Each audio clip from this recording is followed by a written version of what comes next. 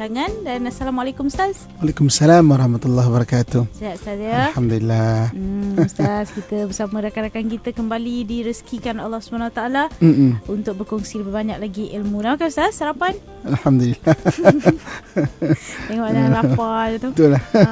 Dan selamat puasa juga rakan-rakan kita yang berpuasa, insya-Allah. Kita nak sambung tajuk Pesona di Zahra kita pada minggu lalu. Kalau tak sempat nak dengarkan, jangan lupa untuk sama-sama kita dapatkan berita harian Ruangan Agama berkenaan tajuk Pesona di Zahra minggu lalu, mengimani kemuliaan Allah Subhanahu Wa Taala. Dan Ustaz mungkin nak imbas kembali apa yang telah pun kita sebutkan. Kata Ustaz ada 7 semuanya, tapi kita sempat minggu lalu 4 je Ustaz. Silakan Ustaz. Okey. Bismillahirrahmanirrahim. Assalamualaikum warahmatullahi wabarakatuh. Alhamdulillah wassalatu wassalamu ala Rasulillah wa ala alihi washabihi wa man tabi'ahu wa man nasarahu wa wala. Alhamdulillah Allah, DJ Kak Mas, seterusnya kepada ibu-ibu, ayah-ayah saya yang saya sayangi, abang-abang dan akak-akak yang saya doakan dan kebaikan sekalian. Syukur pada Allah Subhanahu Wa Taala. Kita menyambung kembali mengimani kemuliaan Allah Subhanahu Wa Taala, dan kita kaitkan juga dalam konteks rumah tangga kita. Jadi pada minggu yang lepas kita ada kongsikan 4 perkara daripada 7 so kita akan habiskan pada minggu ini, iaitu mengimani kemurahan Allah Subhanahu Wa Taala. Yang pertama adalah harta. Allah Subhanahu Wa Taala beri kepada kita harta, dan dalam waktu yang sama Allah Subhanahu Wa Taala beri peluang untuk kita beramal. Lebih-lebih lagi kalau rezeki amalan itu Allah kurniakan kepada kita, kita boleh buat wakaf pula. Dalam bagi harta, Allah bagi pula pahala untuk kita wakaf tu, pemurahnya Allah Subhanahu Wa Taala. Jadi dengan kita buat wakaf tu, selagi mana harta itu digunakan, selagi itu pahala Allah bagi dekat kita. Itu kasih sayang Allah Subhanahu Wa Taala.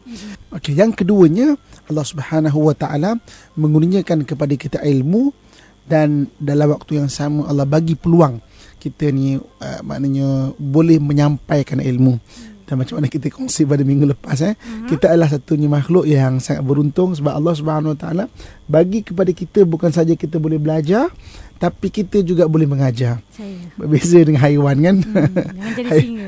Singa kan. Okay. Dia boleh belajar, tapi dia tidak boleh mengajar. Kita tak jumpa singa sarkas Dia belajar untuk maknanya melompat di gelung api, tapi tak adalah seko yang senior tu kan duduk kat depan pegang rotan kan. Kan maknanya suruh lompat, tak ada. Allah Subhanahu Wa Taala bagi kelebihan tu pada manusia. Manusia ni boleh belajar dan boleh mengajar pula. Dan dengan mengajar itu, ilmu yang disampaikan itu, pemurahnya kasih Allah sayang Allah Subhanahu Wa Taala, mana Allah bagi kita pahala. Dan dalam konteks rumah tangga kan, kita mengajar anak kita, kita mengajar isteri kita kan, kita memperingatkan suami kita benda-benda yang baik. Kalau anda kata benda itu memberi kebaikan dan perubahan yang bagus, maka Allah Subhanahu Wa Taala bagi pahala dekat kita selagi mana amalan itu diamalkan ataupun pengajaran itu diamalkan oleh orang lain itu. Dan yang ketiga, kita kongsikan pada minggu yang lepas, iaitu Allah Subhanahu Wa Taala kurniakan kepada kita anak. Dan kita berusaha untuk menjadikan anak kita sebagai anak yang soleh. Maka selagi mana anak itu mendoakan kita di alam barzah itu, di alam akhirat itu, terus mendapat keampunan dan pahala daripada Allah Subhanahu Wa Taala. Kasih sayang Allah Subhanahu Wa Taala. Sebab itu hari ini ibu-ibu, ayah saya sekalian kan, usahakan untuk kita peringatkan anak kita, zuriat kita kan, maknanya menjadi anak yang soleh, anak yang solehah. Utamakan benda-benda agama. Dia tidak akan memberi kerugian kepada kita. Ini ada orang yang berhentikan anak dia kafar sebab bertembung dengan kelas piano. Kalau nak belajar pun okey, tak ada masalah, tapi janganlah agama tu digugurkan daripada maknanya usaha asas kepada anak-anak kita tu. Kemudian yang keempatnya kita kongsikan pada minggu yang lepas, iaitu kasih sayang Allah Subhanahu Wa Taala itu, kalau kita membuat amalan dan amalan kita itu istiqamah. Istiqamah itu maksudnya konsisten, berterusan amalan itu. Maka sampai satu ketika kita tak mampu nak buat amalan itu, dengan keberkatan istiqamah, Allah Subhanahu Wa Taala tetap memberikan pahala kepada kita. Dan walaupun kita tu terhalang dengan sesuatu benda, kita tak mampu nak buat amalan itu. Contoh, katakanlah kita memang selalu solat tahajud, tiba-tiba balik kampung sampai kampung pun dekat 4 pagi. Jadi kita kata tidur sekejap lah. Kan tidur pun bangun waktu subuh dah. So kita tak sempat nak buat tahajud.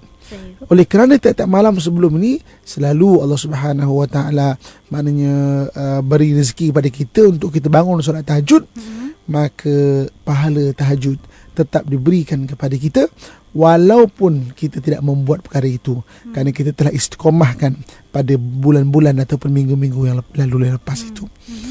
Jadi ibu kakak muslimin dan muslimat yang dirahmati Allah sekalian. Okey. Sekarang ni kita kongsikan, kita teruskan pada yang kelima. Yang kelima, Allah Subhanahu Wa Taala kurniakan kepada kita ni ada aging proses kita. Kita ada proses penuaan kita, kan? Kak, makin muda ke makin tidak muda, Kak? Yang okey. Dia kalau cakap tua sensitif dia tidak muda. Muda ke atau tidak muda, kan? Jadi maknanya saya jumpa orang, Kak, kata, Kak, umur apa ya? Umur saya dia pada dah brown, rambut pun dah beruban, kan. Umur saya ni baru 18, 18. 30 tahun lepas tu 18. Oh ya ke? Mana 30 tahun lepas tu 18. Okey, Allah Subhanahu Wa Taala jadikan kita ni dari aging proses. Dari proses tua kita. Dan kadang-kadang apabila kita ni telah berumur, Allah Subhanahu Wa Taala uji kita dengan sakit. Dulu waktu muda, kan, kerjanya di Kuala Lumpur. Duduknya di Seremban, naik motor tak ada masalah, kan? Sebab apa? Muda, badan masih sihat, jantung masih sihat, paru-paru masih sihat.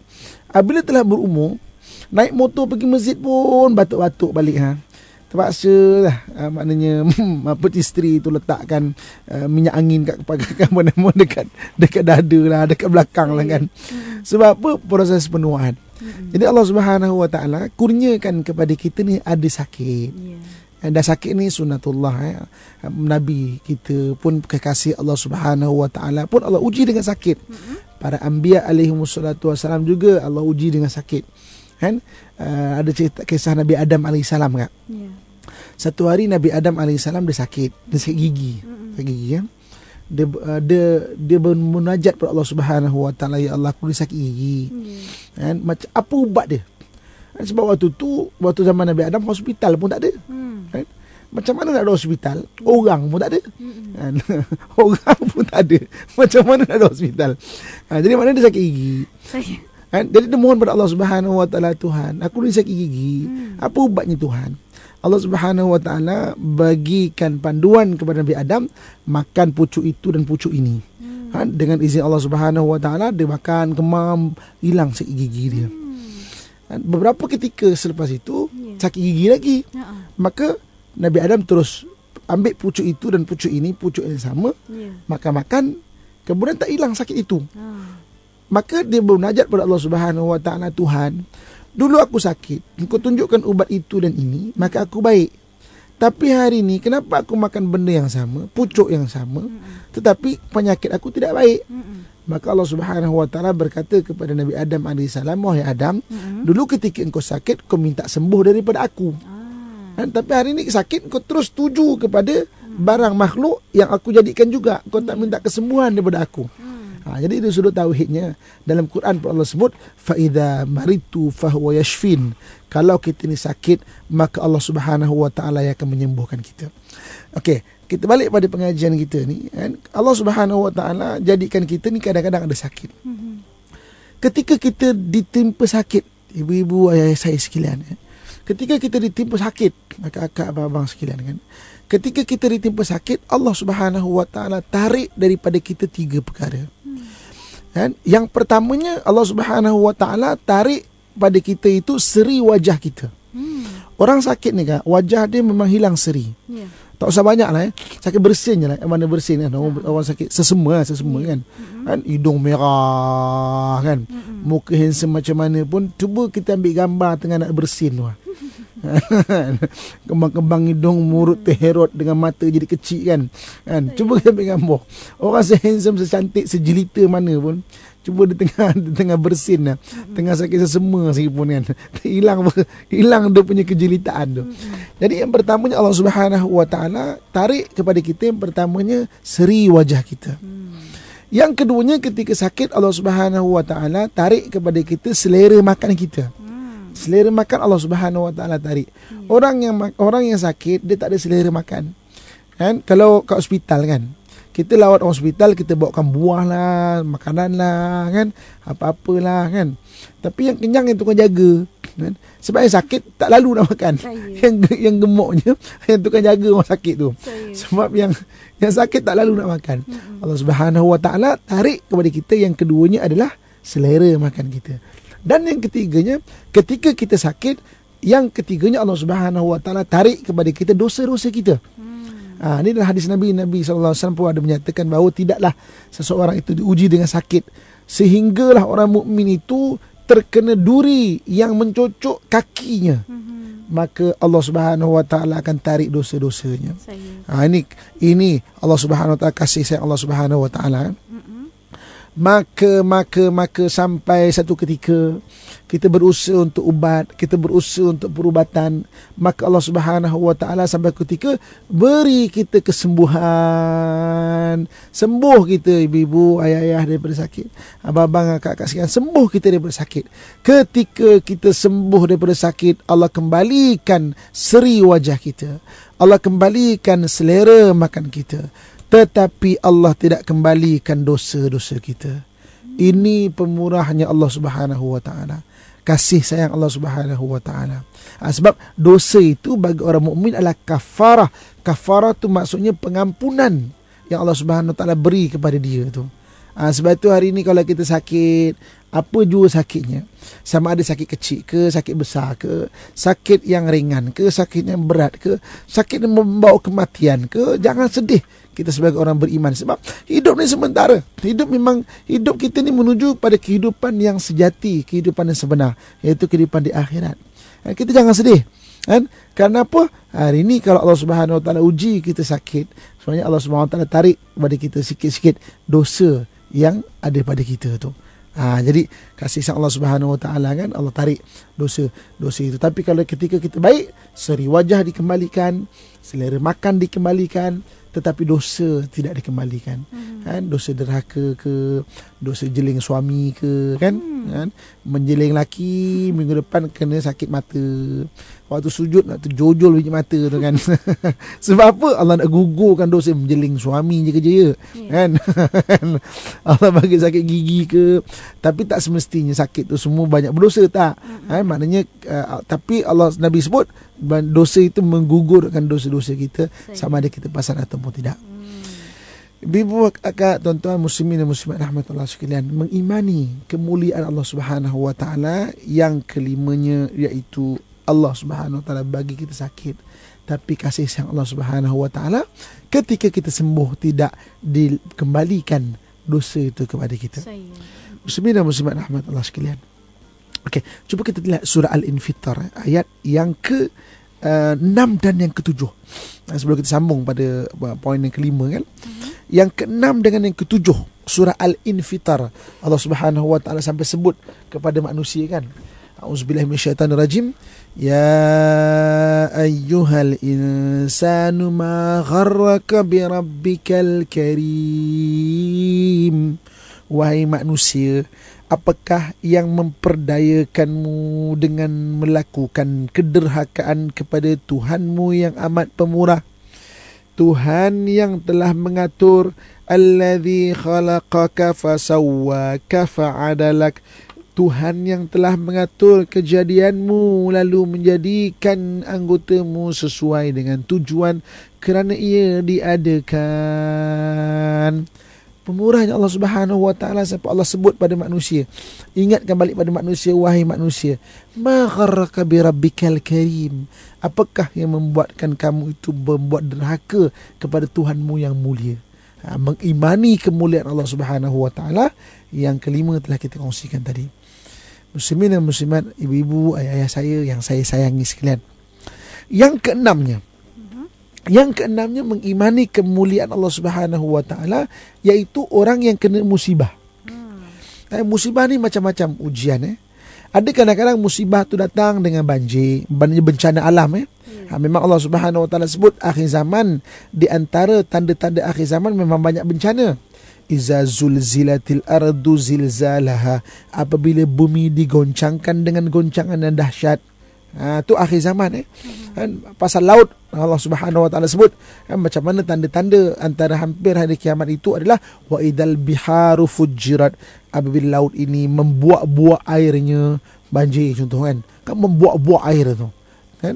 So jadi maknanya bencana, orang kena musibah kan, kena bencana lah. Kadang-kadang tak kena bencana kan, kekurangan kewangan kan. Kadang-kadang alhamdulillah kekurangan kewangan, semua okey, didatangkan orang pula memusuhi dia. Tak pasal kan. Kadang-kadang pagi tadi kan, pagi-pagi lagi ada orang berhubung dengan saya kan, bergaduh dengan jirannya pasal kucing. Mudah-mudahan Allah beri kesabaran kepada kita dan kepada sesiapa yang diuji macam ni. Tapi kadang-kadang betul tau, benda kecil, datang orang cari pasal, tak ada kena-mengena kan. Entah orang tu gaduh dengan bini dia, tak pasal-pasal pula marah kita dengan benda kecil-kecil macam tu kan. Kita pun rasa kenapa dia ni pelik aku kan. Kan. So jadi maknanya ada orang diuji macam tu, tiba-tiba orang membenci dia, tiba-tiba orang memfitnah dia. Kadang-kadang Allah Subhanahu wa taala kurniakan kepada kita musibah, atau berikan kepada kita musibah kehilangan. Hilang kasut kat masjid kan. Kalau hilang dua-dua marah juga kan, tapi puas hati dah hilang dua-dua. Ada orang kadang hilang sebelah je kak. Sebelah lagi ada, sebelah tak ada. Orang nak curi dua-dua lah. Ini curi sebelah je, kenapa? Maknanya hilang sebelah je. Entah dihanyutkan kat parit ke apa ke, tapi hilang sebelah je kan. Jadi ada orang kadang dia uji dengan kehilangan, dia uji dengan fitnah, dia uji dengan berbagai-bagai ujian kan. Jadi ketika Allah Subhanahu wa taala kurniakan kepada kita ujian, Allah bagi ujian, dalam waktu yang sama Allah bagi kita pahala juga. Macam tadi sakit Allah tarik, tapi ujian Allah bagi. Allah bagi ujian, dalam waktu yang sama Allah Subhanahu wa taala bagi kita pahala. Sampai satu masa dalam Al-Quran Allah sebut kan, inna ma'al usri yusra, fa inna ma'al usri yusra, pada kesusahan pasti ada kesenangan, pada kesusahan pasti ada kesenangan. Sampai satu masa Allah Subhanahu wa taala tarik musibah itu, tapi pahala Allah tak tarik balik. Pahala Allah Subhanahu wa taala kekalkan ada di sisi kita. Kan pemurahnya Allah Subhanahu wa taala. Dan dalam kita maknanya diberi ujian, Allah rezekikan kita bersabar. Dapat bersabar, dapat pahala pula tu. Pahala untuk berkelan ke akhirat pula tu. So jadi maknanya pemurahnya ataupun mulianya, maknanya Allah Subhanahu wa taala pada kejadian-kejadian Allah Subhanahu wa taala maknanya jadikan atau berikan kepada kita ni manusia ni. Jadi kan ya Ustaz, mungkin saya nak tanya, kalau Ustaz lihat, Ustaz kata tadi kalau ditimpa musibah insya-Allah kita akan dikurniakan ganjaran pahala sabar. Macam mana pula mereka yang kita lihat dilanda musibah tapi tak ada sifat sabar tu Ustaz? Adakah dia masih diberikan ganjaran pahala? Okey. Ada dua perbezaan di antara seorang itu dikenakan ujian dan seorang itu dikenakan bala. Kan bala. Kan sama benda. Hilang kasut. Kan? Yang ini difitnah, sama juga difitnah kan. Yang ini mungkin kehilangan, so kehilangan juga sama. Tapi apa beza bala dan juga ujian ataupun musibah yang Allah Subhanahu Wa Taala bagi kepada orang beriman? Bezanya apa? Orang beriman, kalau dia itu adalah sebagai ujian dari Allah Subhanahu Wa Taala, Allah bagi uji, Allah rezekikan dia dengan sabar. Sebab Allah nak bagi pahala. Tapi kalau bala kan ujiannya sama. Ini kena gigit semut, ini pun kena gigit semut. Tapi yang ini kena gigit semut, dia tak sabar. Apa pejabat ni semut ni kan? Semut. Dalam bala kecil tu. Dalam kecil. Itu pun nak marah juga. Hilang ketenangan. Itu beza dia. Sebab tu kalau kita kena musibah ataupun kita berlaku satu benda di depan mata kita, kita boleh cek diri kita. Ya Allah, ini bala pada aku ke atau ujian dari Allah Subhanahu Wa Taala? Sebab kalau ujian, kena Allah beri kesabaran. Tapi kalau bala, kena. Tapi Allah Subhanahu Wa Taala tak bagi maknanya kekuatan hati untuk bersabar itu. Sebab tu hari ini dia kena ujian, minta Allah Subhanahu Wa Taala, ya Allah kurniakanlah kesabaran pada aku Tuhan. Kan? Maknanya kurniakan, minta Allah Subhanahu Wa Taala, sebab takut benda tu sebagai bala bagi kita. Sebab bala tu datang dengan kemurkaan Allah Subhanahu Wa Taala. Kita mohon dijauhkan Ustaz. Maknanya kalau ditimpa ujian pun kita doa moga-moga kita digunakan kesabaran dan kekuatan. Okey. Sabar dulu, kuatkan hati sebab kita nak berhenti rehat seketika. Kita akan kembali lagi selepas ini bersama dengan Ustaz Muhammad Abdullah Al-Amin menerusi pesona di Zahra, bercakap tentang mengimani kemuliaan Allah Subhanahu Wa Taala di Hikmah FM, pilihan utama anda.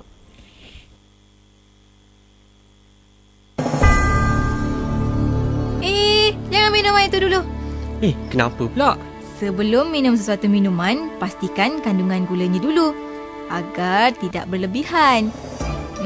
Tahukah anda, berdasarkan kajian pengambilan makanan di kalangan orang dewasa Malaysia 2002-2003, orang dewasa di Malaysia menambah 7 sudu teh gula sehari ke dalam minuman mereka. Amalan pengambilan gula berlebihan ini boleh mengundang pelbagai penyakit kronik, antaranya diabetes dan obesiti.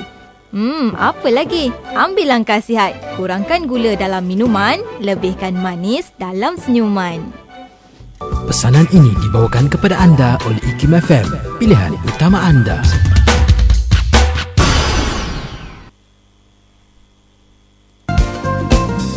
Hikmah FM, pilihan utama anda. Terima kasih kerana terus setia bersama di Radio Saluran Institut Kefahaman Islam Malaysia. Hikmah FM, pilihan utama anda. Kita masih lagi bersama dengan Ustaz Muhammad Abdullah Al-Amin. Pagi ni yang macam kurang sihat dia Ustaz. Nikmat sakit lah Ustaz. Itulah dia. Walk the talk Ustaz, kata. Dan insyaAllah kita sambung lagi kepada tajuk perkara seterusnya dalam tajuk mengimani kemuliaan Allah SWT. Okey, jadi ibu ayah saya yang saya sayangi sekalian kan, kita sedang bincang mengimani kemuliaan Allah Subhanahu Wa Taala dan kita sampai ke 6 iaitu Allah Subhanahu Wa Taala berikan satu kita tu musibah dan berikan pada kita pahala. Tetapi sampai tu masa Allah Subhanahu Wa Taala tarik pada balik musibah itu, tetapi pahala tidak Allah Subhanahu Wa Taala tarik. Terus Allah Subhanahu Wa Taala beri kepada kita pahala, maknanya musibah yang Allah Subhanahu Wa Taala beri kepada kita tu. Sebab itu kadang-kadang kan pahala orang bersabar ni pada musibah ni kan, sampai Allah Subhanahu Wa Taala sebut dalam Quran, Allah tu menyertai orang-orang sabar. Tidak ada banyak amalan Allah Subhanahu Wa Taala menyertai. Allah Subhanahu Wa Taala sebut innallaha ma'as sabirin. Allah bersama orang yang sabar. Kan ini kalau kita sebut kan, kak sabar kak ya, kak sabar kak, innallaha ma'as sabirin. Apa birin-birin? Apa birin-birin? Marah dia. Apa birin-birin? Kan? Tapi Allah Subhanahu Wa Taala sebut innallaha ma'as sabirin. Allah Subhanahu Wa Taala menyertai orang-orang yang sabar. Sebab itu sabar tu sangat benda besar. Macam tadi kan, kalau kita nak tahu benda tu sama ada bala ataupun musibah, keukurannya adalah kesabaran. Kalau kita boleh sabar, itu rezeki daripada Allah Subhanahu Wa Taala. Sebab sabar tu kerunyaan daripada Allah Subhanahu Wa Taala. Ni. Sabar tu pun rezeki Sabar tu pun rezeki juga. Sabar merupakan rezeki. Sebab kalau orang kata orang kalau tak bersabar kan, maksudnya tidak direzekikan lagi sifat itu. Sebab tu kita kena minta lah pada Tuhan yang mengurniakan mana kemuliaan tu kepada kita tu. Jadi kalau tak mau sabar kebaikan tu, tolak rezeki tu. Tu tolak rezeki tu kalau tak mau sabar tu. Okey. Dan yang terakhir kita kongsikan pada hari ini yang ketujuh. Yang ketujuhnya, Allah Subhanahu Wa Taala kadang-kala kita ni diuji. Kita ni kadang-kadang diuji dengan fitnah. Dengan fitnah. Fitnah ni benda yang datang dalam hadis Nabi sallallahu alaihi wasallam di akhir zaman Di akhir zaman, fitnatun kaqit'atul laili muzlim. Fitnah tu macam perompak yang di tengah malam yang sangat gelap, kata Nabi sallallahu alaihi wasallam. Maknanya kita tak tahu, kita tengah berjalan ni, kita tak tahu kanan kiri kita tu fitnah ada ataupun tidak. Kita tak tahu. Kan? Dalam rumah tangga kan, kadang-kadang banyak juga berlaku benda-benda fitnah ini. Sebab kita tak tahu. Kan, dia benda-benda yang kita tak perasan. Sebab tu pertama sekali panduan dia. Bagi ibu, ayah, abang-abang yang saya sayangi sekalian kan. Pertama sekali, Nabi SAW tak bagi untuk kita sengaja mendedahkan diri kita pada fitnah. Tak bagi. Maksudnya jangan kita dedahkan diri kita pada fitnah. Kalau lah anda kata malam-malam kan, pergi tempat yang pelik-pelik kan, mana orang tengok kan, maknanya orang boleh salah sangka. Jangan dedahkan diri kita dengan benda-benda fitnah. Kita jaga muruah ataupun maruah diri kita tu. Ini panduan yang Nabi SAW ajar pada kita. Sebab satu ketika Nabi SAW sedang berbual-bual dengan isterinya. Kan? Dan ketika itu ayat hijab telah turun. Jadi isteri Nabi itu dia ambil pakai purdah lah, kan. Tengah berbual dengan isterinya, maknanya di luar lah kawasan sekitar Masjid Nabawi itu. Lalu sahabat daripada golongan Ansar lalu dia tengok Nabi itu dia pun berjalan. Maka Rasulullah SAW panggil sahabat ini. Rasul kata, mari siap. Sahabat tu pun datang. Nabi kata apa? Ini isteri aku ni. Kan? Supaya tak timbul. Sahabat kata, wahai Rasul, takkanlah kami nak sangka buruk. Maka apa kata Nabi SAW? Tidak. Syaitan itu berjalan di laluan darah kita ni. Aku takut disambarnya hati engkau dengan benda-benda yang sangka-sangka tu. So jadi maknanya Allah SWT bagi kadang-kadang kita ni kena fitnah. So jangan kita dedahkan diri kita pada fitnah. Kan, supaya tidak fitnah tu berlaku. Jangan beri peluang. Jangan bagi peluang. Kan, sama ada fitnah tu datang kadang-kadang memang ada orang yang memang dengki pada kita. Kadang-kadang fitnah tu datang dengan salah faham. Maknanya cerita yang dicerita separuh-separuh. Macam contoh dalam konteks rumah tangga. Kenapa fitnah tu boleh berlaku? Kadang-kadang kerana cerita tu diceritakan separuh-separuh. Sebab orang kalau bergaduh dalam rumah tangga, dia nak cerita benda yang dia nak cerita, bukan benda yang berlaku. Daripada side dia je dia cerita tu kan. Tinggal episod. Dia tinggal episod tu. Okey, saya nak tanya Kak tu soalan ni. Ini sebagai kita nak kita nak ceritanya, bahayanya cerita separuh-separuh ni.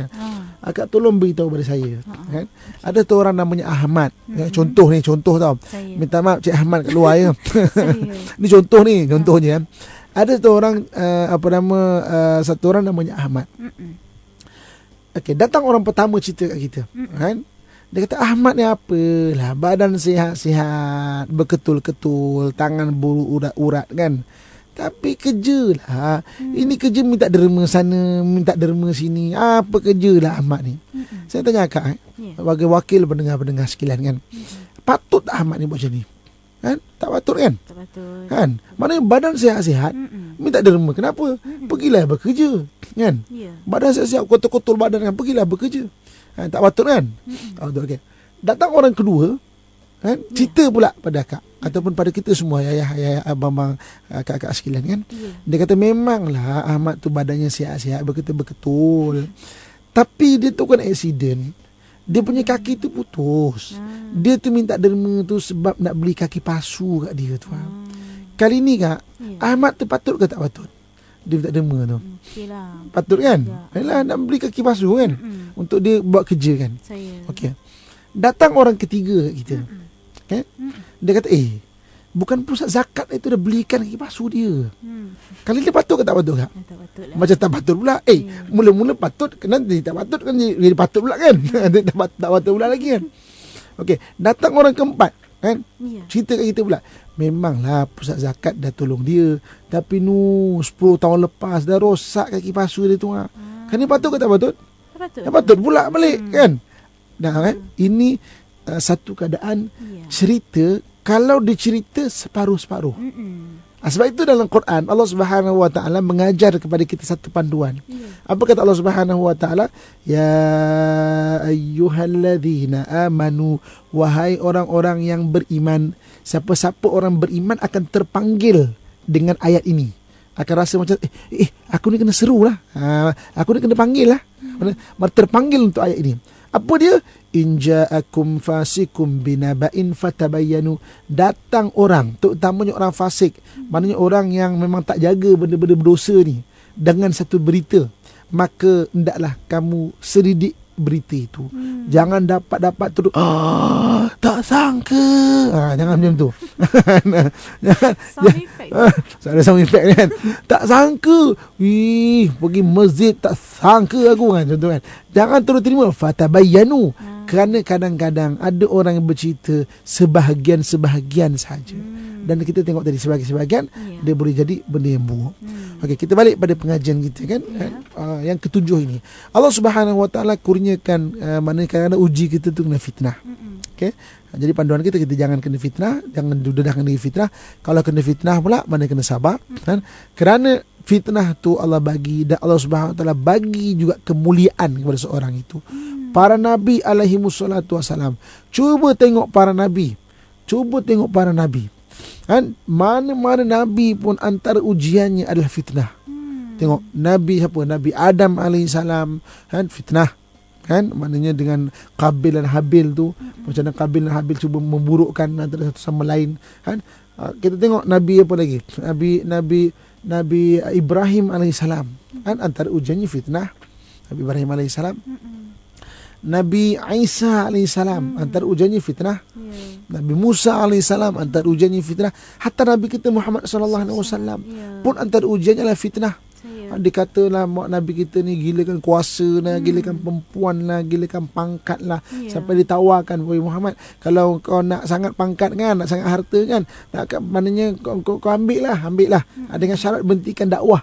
Apa kata Nabi SAW kan? Kalau bulan diletak, kalau matahari diletakkan di tangan kananku, bulan diletakkan di tangan kiriku sekalipun untuk aku meninggalkan dakwah, aku takkan tinggalkan. Maknanya Nabi juga kena fitnah dengan berbagai-bagai fitnah. Tapi Allah Subhanahu Wa Taala datangkan fitnah pada seorang itu, dan Allah datangkan kemuliaan pada seorang itu. Macam mana caranya, Kak? Macam mana caranya?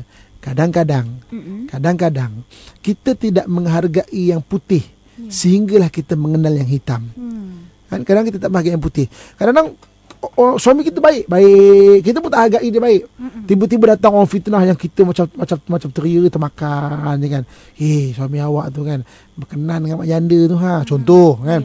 Atau berkenan dengan orang sana tu kan, bergedik-gedik sana tu kan, contoh. Kan, kita pun kata betul ke kan, contohnya kan, betul ke? Maka kita pun sangka. Akhirnya terbukti tidak. Maka begitu, ya Allah, rupanya ikhlasnya dia ni, mulianya dia ni. Sebab apa? Datangnya fitnah. Kadang-kadang Allah Subhanahu Wa Taala datangkan benda yang hitam untuk kita menghargai benda yang putih itu. Kalau benda putih saja, kadang kita tidak menghargai benda putih itu. Tapi dengan adanya benda hitam, kita akan lebih menghargai benda putih. Benda hitam diibaratkan seperti fitnah yang ada di sekeliling kita ini. Allah datangkan fitnah itu untuk Allah SWT datangkan kemuliaan kepada kita, dan ditambahi kemuliaan itu dengan pahala kita bersabar dan kita berhadapi fitnah itu seperti mana diajar Nabi SAW. Maka fitnah itu mendatangkan kemuliaan bukan saja di dunia, tapi juga kemuliaan itu datang sehingga ke akhirat. Ini kemuliaan Allah Subhanahu Wa Taala. Jadi sebenarnya kan, maknanya dalam hidup kita ni, kita tengok kan Allah Subhanahu Wa Taala takdirkan kita dengan sesuatu takdir. Tapi kita mohon kepada Allah Subhanahu Wa Taala untuk Allah takdirkan kita dengan benda-benda yang baik. Dan kalau Allah Subhanahu Wa Taala uji kepada kita minta jalan keluar daripada Allah Subhanahu Wa Taala. Kerana yang mendatangkan ujian adalah Allah Subhanahu Wa Taala, dan memberi jalan keluar juga adalah Allah Subhanahu Wa Taala. Itu mulianya Allah Subhanahu Wa Taala. Bagi jalan keluar bagi masalah, bagi pula pahala dekat kita, ampunkan pula segala dosa-dosa kita. Kalau kita tu maknanya ada ujian dan sebagainya. Ini Allah sebut dalam Quran kan, wa may yattaqillaha yaj'al lahu makhraja wa yarzuqhu min haitsu la yahtasib.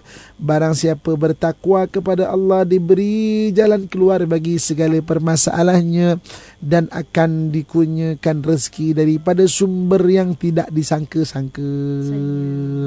Ini kasih sayang Allah Subhanahu Wa Taala. Berarti ibu, kakak, ayah saya sekalian kan, kita bicara mengenai 7 perkara ini, maka kita akan lihat bagaimana kita perlu mengimani kemuliaan Allah Subhanahu Wa Taala itu dalam kehidupan kita sehari-hari. Dan kalau dilanda ujian-ujian yang Ustaz sebutkan tadi ya, baik dari sudut kesihatan, musibah maupun dengan fitnah, jangan cepat marah Ustaz ya. Maknanya ada perkara baik yang sebenarnya kalau kita sabar, sesuatu yang besar yang Allah nak gantikan, insya-Allah. Kerana sabar ni dia bukan pasrah yang pasif. Ada orang kadang-kadang lantak dia lah, aku tak fikirlah, aku malah fikirlah, nak tertongging ke, nak tergolek ke apa semua kan. Itu pasrah yang pasif. Pasrah yang pasif dia menghampiri putus asa. Betul ada orang kadang-kadang kan, Ustaz, saya dah sabar dah 20 tahun sabar dengan suami saya Ustaz. Ini kali memang tak sabar dah, tak ada sabar. Nak bercerai ni kan. Rupanya daripada hari pertama dia tak pernah pun bersabar. Dia adalah pasrah yang pasif. So sabar ni apa? Sabar ni adalah kematangan pemikiran dan hati kita meyakini satu benda ada hikmah. Itu maksud sabar. Akhirnya kita boleh bertahan. Oh, ada hikmah Allah Subhanahu Wa Taala sediakan untuk kita tu. Itu sabar. Sebab tu kita perlu bersabar. Maksud sabar apa? Keyakinan dan kematangan akal dan pemikiran kita satu benda tu ada hikmah. Itu dia penjelasannya. InsyaAllah kita nak raikan soalan minggu yang lalu, Ustaz, kerana tak sempat kita nak kongsikan persoalan-persoalannya. Jadi kita berhenti rehat seketika. Selepas ini kita akan kembali bersama satu dua persoalan yang sempat kita kongsikan, insyaAllah. Terus bersama di IKIM FM, pilihan utama anda. Ya, anda masih lagi terus bersama di IKIM FM, pilihan utama anda. Kita sedang bersama dengan Ustaz Muhammad Abdullah Al-Amin. Kita dah pun sebentar tadi dengarkan daripada Ustaz, telah lengkaplah sudah 7 perkara yang mana perlu kita ketahui mengimani kemuliaan Allah Subhanahu Wa Taala. Sudahlah Allah itu Maha Pemurah memberikan berbagai-bagai nikmat dalam kehidupan kita, kesabaran kita dan juga amal kebaikan kita hasil daripada pemberian Allah itu juga dikurniakan lagi ganjaran. Kiranya Allah memberi berganda-ganda pada kita, Ustaz. Ya, mungkin seperti mana saya war-warkan, kita nak kongsikan persoalan daripada rakan-rakan kita minggu lalu. Ustaz Muhammad Syahril tanya, komen sikit rotan anak secara hukum Islam ni, Ustaz. Itu Ustaz. Ustaz rotan anak. Rotan. Benar. Okey, sila Ustaz. Kalau nak bahas kan, memang panjang lah kan. Saya nak bahas satu konsep je sebenarnya. Okey. Saya boleh katakan tiap bulan pergi Palestin kan. Saya selalu tertanya-tanya. Okey. Kenapa orang Yahudi adalah orang yang melagangkan hiburan? Okey, muzik lah apalah kan. Muzik yang sama didengar di Israel, di Tel Aviv, dengan muzik yang sama didengar di kota-kota orang Islam ni kan. Tapi orang Islam dengar muzik berhibur rosak. Anak muda Yahudi dengar muzik tak rosak. Saya selalu pelik, apa kena ada benda macam apa yang menyebabkan dia, anak muda dia tetap bersemangat, orang nak bunuh orang Islam, ada bahasa hadapan. Apa dia punya rahsia tu? Formula dia. Dia berhibur tak rosak. Anak kita berhibur boleh rosak. Kan? Akhirnya saya bincang-bincang termasuk kepada imam satu, maknanya Masjid Al-Aqsa tu, kan? Iaitu sebenarnya kenapa manusia tu boleh rosak apabila dia jatuh ke zon selesa. The comfort zone. Islam suruh kita hidup dalam keadaan selesa, tapi Islam tak bagi kita hidup jatuh ke zon selesa. Betul, ajaran dalam Islam dia tak bagi kita jatuh ke zon selesa. Oh, ada harta bagus, tapi kau jangan lupa bayar zakat. Nanti ke akhirat, maka ke akhirat tu akan dibakar lah apa. Mana kita tak akan jatuh ke zon selesa. Kan? Kita kata apa lagi? Oh, kalau kata kita maknanya tak sembayang, kan? Maknanya nanti kena bakar, besok kat kubur lah kena, nanti dekat akhirat lah kena. So kita diperingat macam tu supaya kita tidak jatuh ke zon selesa. Kan? Hari ni Kak, kalau saya kan kadang-kadang kan berforum kan, walaupun rakan ahli forum kan, maknanya kalau bercakap kan, kita ni apalah budak Melayu ni, apa nama, kira malas lah apa semua. Saya tak setuju kan. Saya tak setuju. Saya akan bangkang benda tu. Saya kata saya izin Allah Subhanahu Wa Taala, Allah dah bagi peluang banyak saya berjalan. Hatta sampai ke Palestin, mana tengok orang Israel sendiri. Dekat Israel juga banyak anak-anak muda yang rosak juga kan. Ada jugalah yang rosak. Begitu kan dengan negeri China lagi, India, dekat mana-mana pun, mana di negeri dia tu. Sebenarnya bukan anak Melayu itu, tapi siapa-siapa yang ada zon selesa. Jatuh zon selesa, mana-mana bangsa pun dia akan rosak. Dia akan jadi lemah, dia akan jadi tak bersemangat.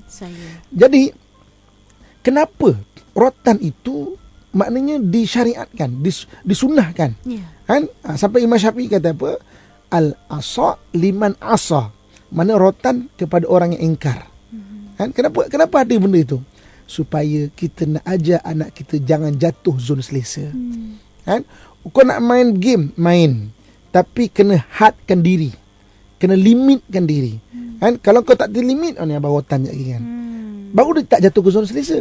Kalau tak, okey, main game, baca buku pun tak nak. Sebab apa pun dia buat, apa dah tegur aku, nak apa, dia jatuh zon selesa. Itu yang bahaya kepada pembinaan sebuah bangsa. Itu yang bahaya. Sebab tu maknanya rotan sebenarnya. Tapi Islam tu cantiknya dia ajar. Jangan rotan dengan nafsu. Sebab benda yang datang dari nafsu akan jatuh pada nafsu. Rotan ni biar rotan dengan hati kita. Niat untuk mendidik. Lepas tu Islam ajarkan, Imam Ghazali kata letakkan buku kat ketiak kita supaya tak angkat tinggi-tinggi. Maknanya di guideline kan. Jangan dengan nafsu tapi dengan kasih sayang, dengan hati, dengan niat yang mendidik. Supaya apa? Anak itu tidak jatuh ke zon selesa. Bahaya. Kan, mana-mana bangsa jatuh ke zon selesa, comfort zone, bangsa itu akan rosak. Kan, mana-mana bangsa. Sebab itu kita sebagai orang Islam, orang Melayu kita, kan, kalau nak komen sebagai rotan tu macam mana, kan, tak kisahlah sebenarnya, bukan saja rotan, apa-apa denda pun kan boleh diimplementasikan untuk tidak menjatuhkan anak kita ke zon selesa. Supaya jangan bahaya masa depan dia. Jangan dia jadi spoil. Kan, seperti anakku Sazali. Kan, maknanya spoil dia. Kita tak nak lahir anak-anak yang spoil. Kita nak lahir anak-anak yang ada jiwa untuk mempertahankan agama bangsa dan juga negara. Yang akan mempertahankan tanah air ini. Kan, supaya apa? Supaya mereka ada orang-orang yang terus maknanya ada semangat untuk berfikir, semangat untuk sama-sama maknanya membangunkan negara ini. Itu yang kita nak. InsyaAllah. Okey Ustaz. Seperti mana minggu lepas kita nak raikan soalan tapi tak sempat dah Ustaz. Mungkin insyaAllah minggu depan InsyaAllah Ustaz akan buka panjang sikit untuk anda kongsikan persoalan, Ustaz akan jawab insyaAllah. Dan kita dah sampai ke penghujung Ustaz. Mungkin sedikit penutup pada Ustaz, silakan. Okey, sebagai kesimpulan ni kan, hari ini kita kongsikan mana 2 minggu mengimani kemuliaan Allah Subhanahu Wa Taala. Apapun yang Allah Subhanahu Wa Taala takdirkan kepada kita, percayalah. Benda itu adalah terbaik buat kita. Kerana Allah Subhanahu Wa Taala sifatnya adalah Al-Karim. Allah itu maha mulia, yang maha pemurah. Dan Allah Subhanahu Wa Taala itu sifatnya maha pengasih. Allah Subhanahu Wa Taala kurniakan kepada kita benda-benda, Allah adalah kurniakan kebaikan kepada kita. Tetapi kadang-kadang kita tidak melihatnya, dan kita mendustakannya. Fabi ayyi ala'i rabbikuma tukadziban. Mana satukah di antara nikmat kamu yang kamu dustakan? Nikmat Allah kurniakan kamu dustakan itu. Ini Allah sebut dalam Quran. Jadi sesungguhnya hari ini kalau Allah kurniakan, kita imanilah bahawa kemuliaan Allah Subhanahu Wa Taala itu ada, dan Allah Subhanahu Wa Taala kurniakan ada hikmah-hikmah yang kadang-kadang kita belum mampu faham lagi. Tapi dengan izin Allah Subhanahu Wa Taala, sebelum kita meninggal, insya-Allah Allah akan faham kepada kita benda-benda yang telah kita lalui itu. Kan, wallahu alam. Jadi siapa-siapa yang nak mungkin berkongsi terus dengan saya, boleh like Facebook saya kan, Muhammad bin Abdullah kurungan Ustaz Amin. Atau lawati blog saya www.ustazamin.com. InsyaAllah. Kita akhirkan doa insyaAllah ya. InsyaAllah. Silakan Ustaz. A'udzubillahi minasyaitanirrajim. Bismillahirrahmanirrahim. Alhamdulillahi rabbil alamin, wassalatu wassalamu ala asrafil anbiya'i wal mursalin wa ala alihi washabihi ajma'in. Ya Allah, ya Tuhan kami memohon takdir yang baik daripada-Mu ya Allah. Kurniakan kebaikan kepada kami di dunia, kurniakan kebaikan kepada kami di akhirat, dan hindarkan kami daripada azab api neraka-Mu ya Allah. Ya Allah, ya Tuhan kami, kesalahan kami ampunkanlah ya Allah. Kekurangan kami cukupkanlah ya Allah. Kesedihan kami ubatlah ya Allah. Dosa kami ampunkanlah ya Allah. Kesalahan dan silap kami berikan petunjuk-Mu ya Allah.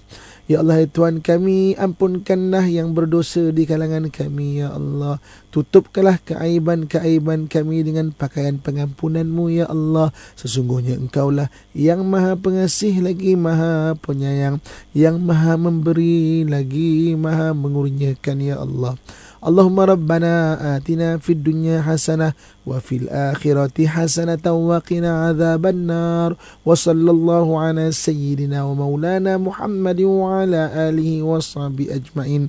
Walhamdulillahi rabbil alamin. Taqabbalallahu minkum minna wa minkum taqabbal ya karim. Alhamdulillah. Amin, amin ya rabbal alamin. Terima kasih Ustaz Muhammad untuk perkongsian kita menerusi pesona Rizala kali ini. Sampai bertemu lagi. Assalamualaikum. Waalaikumsalam warahmatullahi wabarakatuh.